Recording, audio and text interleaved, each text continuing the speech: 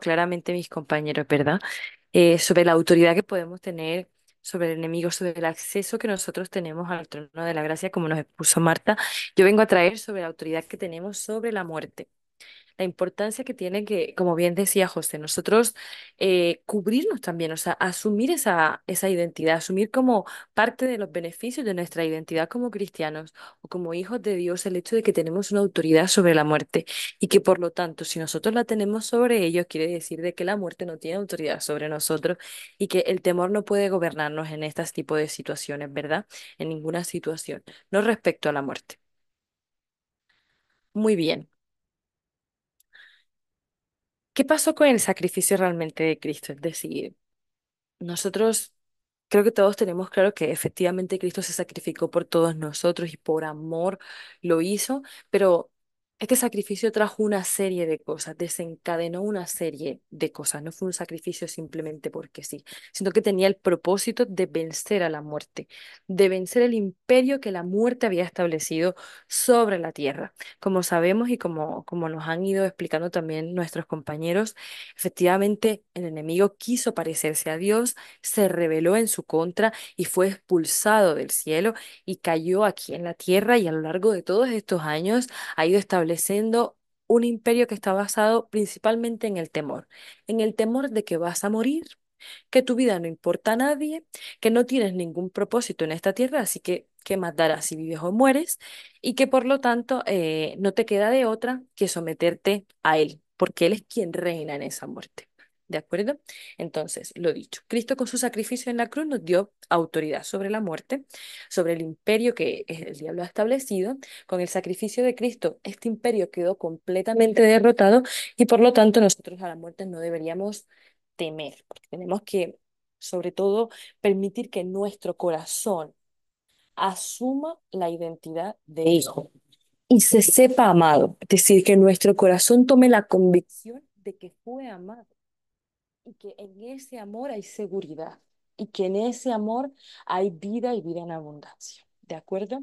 Nosotros nos vamos a apoyar en estas palabras, de acuerdo a la palabra de Romanos 8, del 1 al 2, dice, por lo tanto, ya no hay condenación para los que pertenecen a Cristo Jesús, porque ustedes pertenecen a Él.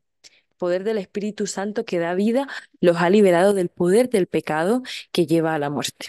También nos dicen en Romanos 2:14, dice, debido a que los hijos de Dios son seres humanos, hechos de carne y sangre, el Hijo también se hizo de carne y sangre, pues solo como ser humano podía morir y solo mediante la muerte podía quebrantar el poder del diablo, quien tenía el poder sobre la muerte. Luego nos dice en Hebreos 9, del 27 al 28, y así como cada persona está destinada a morir solo una vez y después de esto vendrá juicio, y luego en el versículo 28 nos dice, así también Cristo fue ofrecido una sola vez y para siempre a fin de quitar los pecados de muchas personas, pues Cristo vendrá otra vez, no para ocuparse en este caso de nuestros pecados, sino para traer salvación a todos los que esperan con anhelo su venida. Entonces, sobre todo, yo creo que de todas estas palabras, quizás la más clara sobre el propósito que tenía la muerte de Cristo. ¿Por qué fue necesario que Cristo tomara la forma humana? ¿Por qué fue necesario que Cristo muriera? Porque claro, si quien gobierna la muerte es el enemigo, es el diablo, ¿de acuerdo? La única manera en la que Cristo de alguna manera podía acceder a esa área era pasando por esa muerte, ¿de acuerdo? Pero claro, la muerte es consecuencia del pecado, pero Cristo no pecó. Entonces, ¿qué hizo Cristo para poder acceder a esa muerte? ¿De acuerdo? Ahí es donde está como la clave de la salvación al fin y al cabo. Y esto es uno de los pilares de nuestra fe y de nuestro evangelismo, ¿sí? De lo que nosotros debemos compartir con otros. Nosotros tenemos que tener esto muy claro porque creo que a veces damos por hecho que las personas con las que estamos hablando tienen todos estos conceptos claros y entonces empezamos a hablarles de Cristo y de su sacrificio dando por hecho que ellos comprenden este trasfondo. ¿Sí? Pero una vez que nosotros lo tenemos claro, podemos transmitirlo de mejor manera, ¿de acuerdo? Bien. Origen de la muerte y su influencia sobre el mundo. Gran parte del origen de la muerte, como he dicho, sabemos que viene de esa ansia del diablo de quererse parecer a Dios, de haberse revelado a Él, de ser expulsado y de ser enviado o desterrado hasta aquí a la tierra, ¿no? La muerte precisamente es la maldición y consecuencia del pecado. Cuando Adán y Eva estaban en esta tierra, su propósito no era vivir y luego morir. Realmente la muerte como tal no existía, pero la muerte se desencadena. La muerte empieza a tener lugar en la vida de los seres humanos a raíz de unas acciones llevadas a cabo por Adán y Eva que permitieron al diablo tener potestad sobre ellos. ¿Sí? Cuando tú estás pecando, tú estás permitiendo que el enemigo vaya ganando cierta autoridad en esa área en la que estás pecando. Y como he dicho, la consecuencia de ese pecado es que acabes teniendo muerte para siempre. ¿De acuerdo?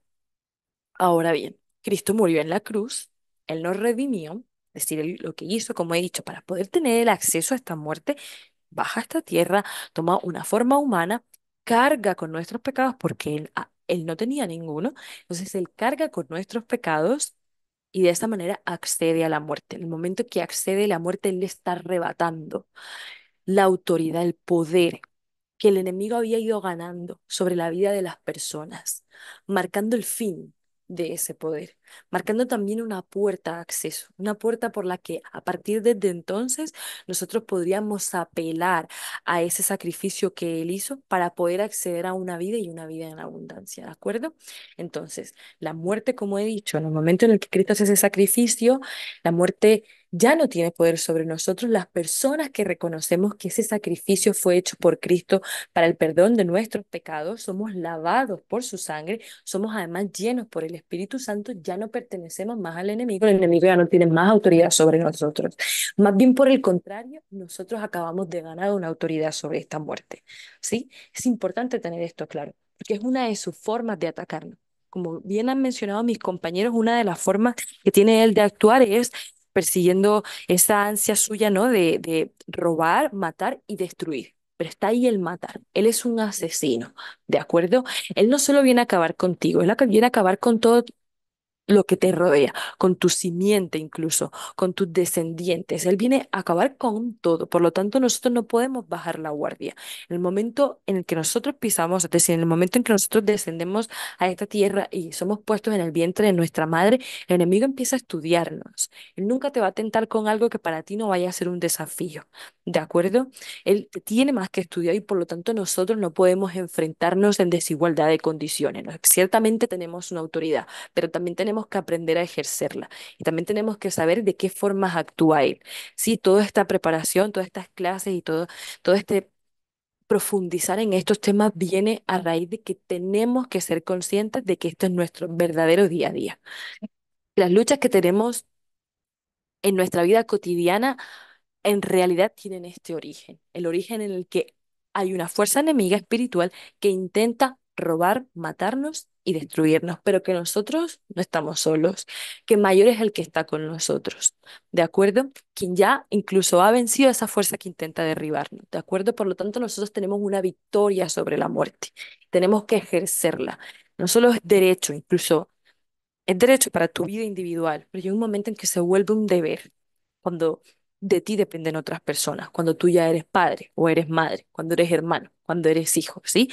El poder ejercer esa autoridad, el poder arrebatarle y quitarle de sus garras lo que tú sabes que es tuyo. Bien, así que en toda situación que nosotros podamos sentirnos amenazados, nosotros tenemos que saber y decir, para mí no hay muerte, pues para mí el vivir es Cristo. Él es la vida. Para mí el vivir es Cristo y el morir es ganancia. Y ahora vamos a ir ahondando un poco sobre por qué para mí la muerte puede llegar a suponer una ganancia. ¿Qué supone la muerte para las personas que están en Cristo, verdad? En el caso de morir, Dios estaría llamando a su hijo a volver a él, ¿sí? Abandonando aquí su cuerpo. Y todo esto Él lo hace por amor. De esa forma nosotros ascendemos al cielo en brazos de ángeles hasta la mismísima presencia de Dios. Y una vez allí, lo que nos espera es una fiesta. En el cielo hay fiesta una vez que nosotros ascendemos. ¿De acuerdo? Para los cristianos, por lo tanto, no hay muerte al salir del cuerpo. Sí, más bien al contrario. Ahí es donde empieza nuestra vida eterna, que ha sido una promesa que Dios nos ha mantenido mientras hemos estado aquí en la tierra y que como Él no es hombre para mentir, esa promesa acaba siendo cumplida. ¿De acuerdo? Entonces, lo dicho, realmente cuando a ti una vez el Padre te llama, tú corres a sus brazos. ¿De acuerdo? Y para ti, por lo tanto, la muerte puede llegar a suponer gozo. Y más cuando tú lo que estás haciendo quizás es defender la vida que Dios te ha dado, porque es un regalo. Tenemos que defenderlo como tal. ¿De acuerdo? Es por todo aquello que nosotros tenemos autoridad sobre la muerte. La muerte no puede venir a hacernos temblar. La muerte no puede venir como en el caso, por ejemplo, de Goliat y David, o más bien Goliat contra el pueblo de Israel, venía a amedrentarnos, venía a burlarse de nosotros, venía a pasearse por delante de nosotros y nosotros, no siendo conocedores de que nosotros tenemos esta autoridad, escondernos, estar temerosos y temblorosos, ¿de acuerdo? Esperando a ver quién viene a rescatarnos. No, nos ha dado Él autoridad. Quien está con nosotros es mayor que la muerte. Quien está con nosotros es el Dios de los escuadrones de Israel.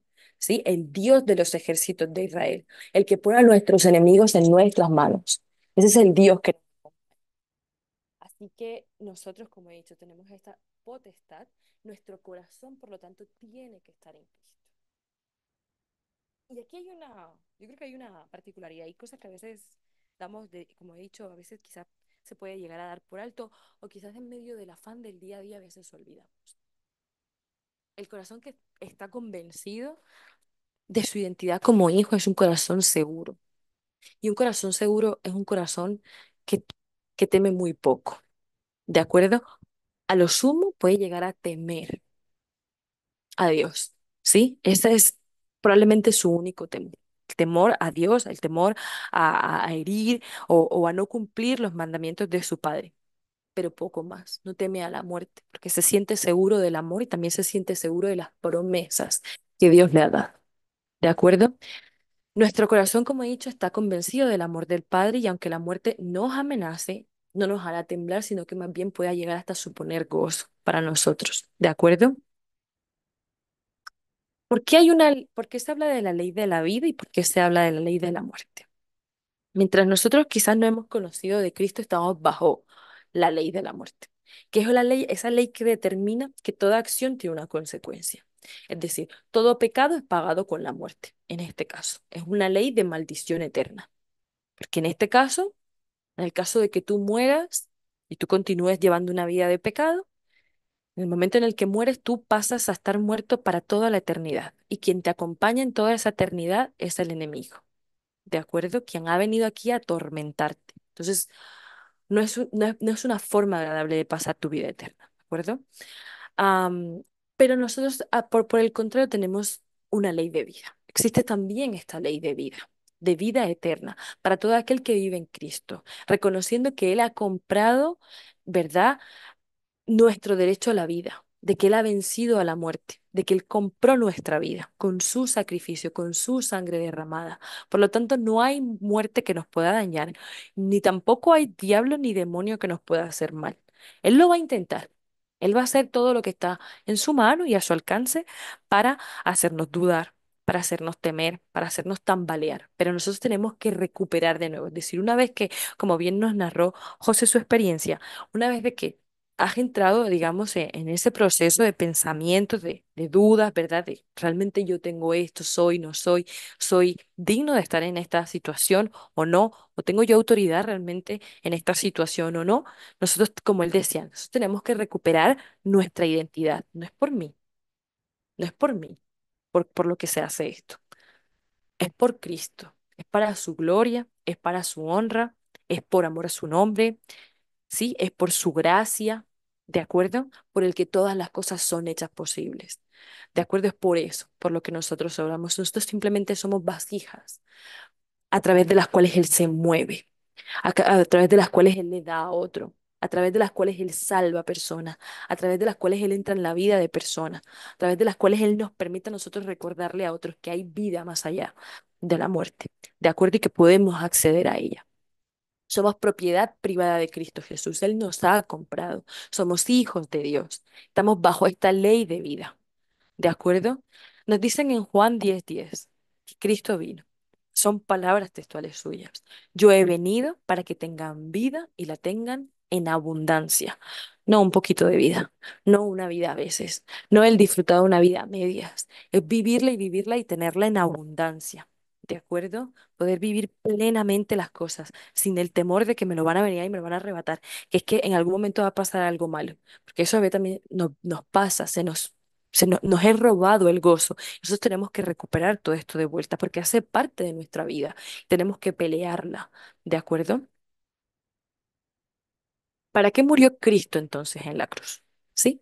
Sabemos que Él nos ama como nadie nos ha amado jamás, pues dio su vida y derramó su sangre en la cruz. Y cuando nosotros leemos la forma en la que murió Cristo y te pones a pensar quizás en tu propia vida, quizás es muy probable que no se te ocurra el nombre de alguien que haya en tu vida que sea capaz de repetir estos actos uno a uno, detalle a detalle, clavo a clavo.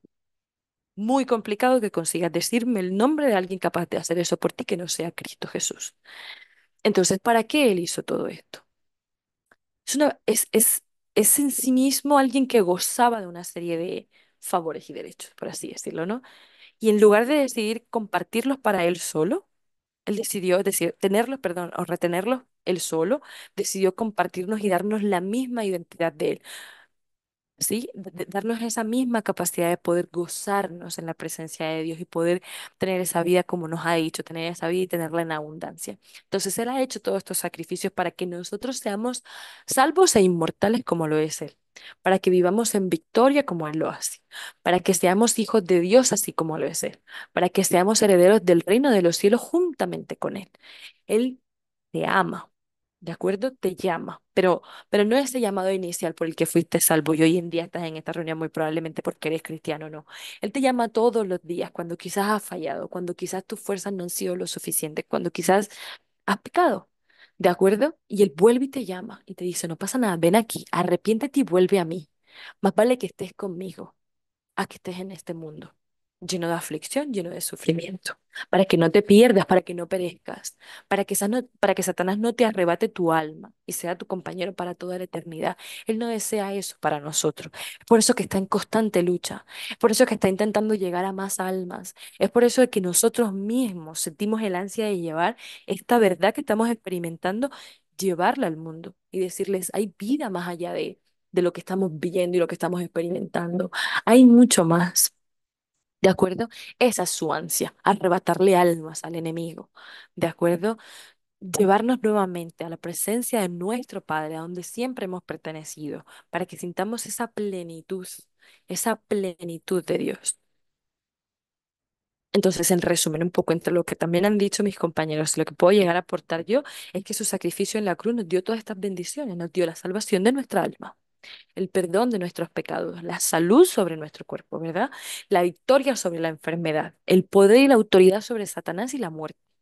La bendición más grande fue el ser llamados hijos de Dios, de forma que podamos acceder en cualquier lugar y momento a Él, para poder establecer una relación cercana e íntima con Él.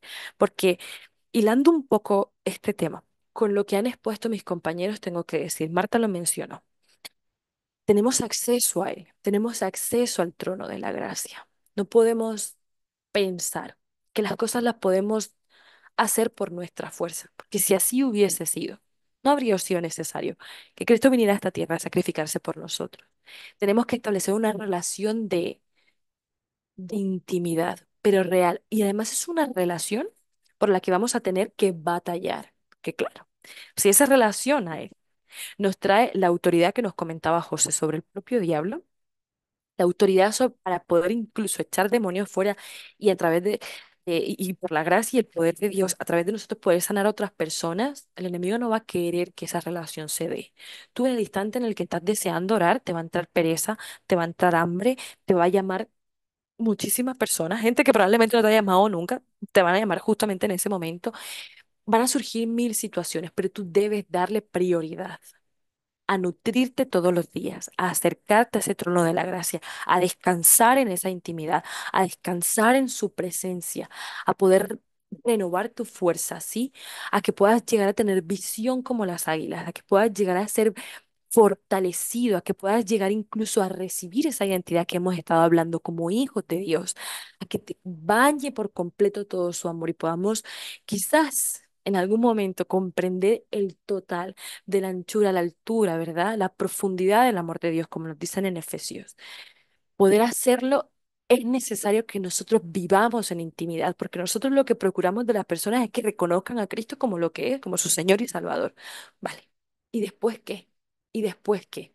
Lo importante es esa relación de intimidad por la que además lees palabra, por la que además te llenas de recursos, por la que además vuelves a leer, por ejemplo, la historia de David y Goliat, la forma en la que esta persona se enfrenta a ese gigante enorme que venía a atemorizarlo, la forma en la que podrás decirle a otras personas cómo enfrentar esos pensamientos suicidas que de pronto están experimentando, cómo incluso si tú mismo llegas a tener la sensación, llegas a tener la sensación de que tu vida quizás no es tan relevante, poder combatirlo enseguida, poder decir, no, no, no, yo tengo una vida y vida en abundancia en Cristo.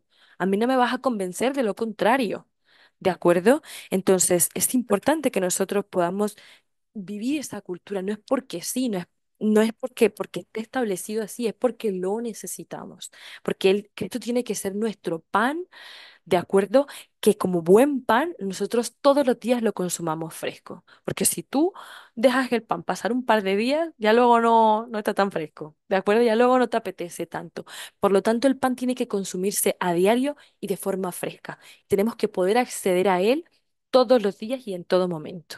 ¿De acuerdo? Entonces, quizás esa era la parte que quería compartirles. Creo que a veces tenemos que recordar quién es el que está con nosotros porque las circunstancias de nuestro día a día nos asustan, a veces nos llenan de miedo, a veces no, son situaciones fáciles, pero eso no quiere decir de que nosotros no podamos recordar que quien está con nosotros, por ejemplo, yendo al Salmo 29, quizás puede recordar que la voz de Jehová fue la que estuvo sobre las muchas aguas, que Jehová fue quien presidió el diluvio, que Jehová fue quien libertó a su pueblo de Egipto, que fue quien abrió los mares, que es quien ha revivido a personas, aún de la muerte las ha rescatado, y que ese es el Dios que te acompaña todos los días de tu vida, es el que se sube contigo al autobús, es el que va contigo a trabajar, es el que está contigo cuando aún no hay nadie en una habitación, Él está contigo, entonces tenemos que tener esa ansia, ese hambre diaria y también no olvidarnos, no bajar la guardia, no creer que ya somos salvos, que por lo tanto no tenemos que batallar por ello porque tenemos que seguir peleando, ¿de acuerdo? Ahora con otras armas. Pero la lucha continúa, ¿de acuerdo? Así que eso era lo que yo quería darles como enseñanza, ¿verdad? Lo que había preparado, como bien dijo Marta, yo fui la primera en ser ministrada por esto. Es tremendo como la palabra a veces nos confronta y nos hace cuestionarnos cómo estamos nosotros con respecto a lo que estamos intentando transmitir a otros, ¿ah? Así que nada, les bendigo enormemente y gracias de verdad por contar conmigo para este tiempo.